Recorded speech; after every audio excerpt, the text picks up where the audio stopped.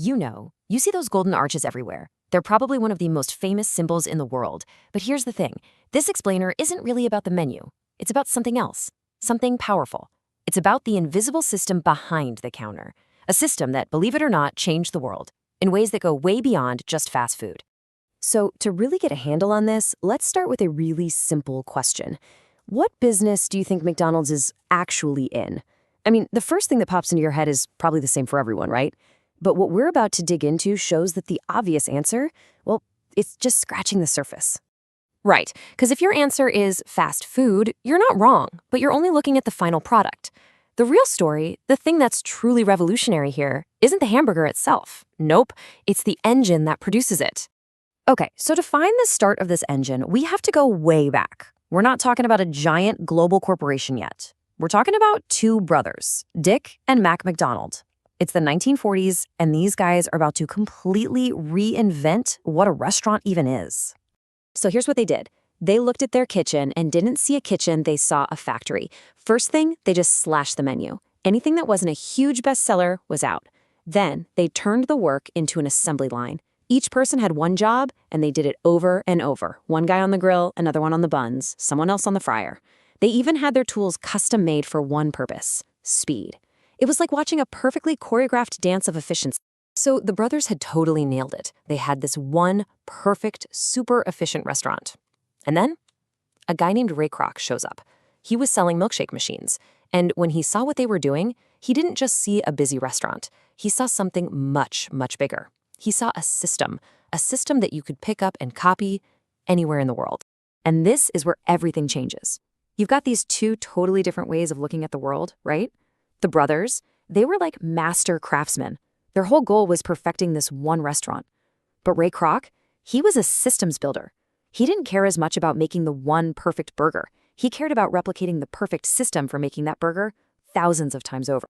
Now, to make that happen, Kroc became obsessed with one word: standardization. Everything had to be exactly the same everywhere. The menu, the kitchen layout, even how you mop the floors. He literally started a school, Hamburger University, just to teach people the one single McDonald's way of doing things. The goal was simple: get rid of any and all surprises, eliminate variation. Okay, so this whole standardization thing, it's what let them expand like crazy. But the real secret ingredient, the thing that truly fueled this explosive growth, it had nothing to do with the food. It wasn't in the kitchen. It was hidden deep inside the business model. So you gotta ask, where was the serious money being made? I mean, sure, they got franchise fees and a cut of the sales. That was fine. But Kroc and his financial partner, Harry Sonborn, they figured out there was a much, much more powerful economic engine. And this was the game changer. The McDonald's Corporation didn't just sell franchises. It got into real estate. It became the landlord.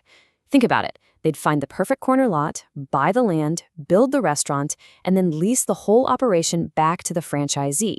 Suddenly, they had this incredibly steady stream of cash coming in every single month, rent, that had nothing to do with how many burgers were sold that day. And this famous quote, often attributed to Kroc, just says it all.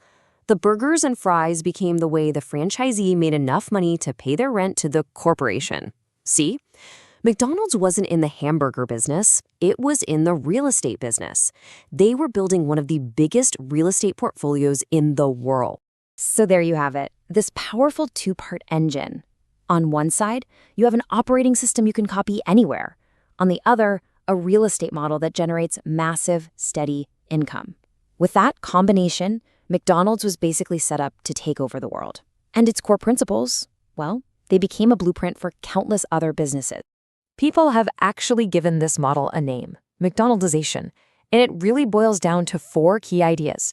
First is efficiency, which is just finding the absolute fastest way to get from A to B. Then you have predictability. That's the promise that no matter where you are, it's going to be the same.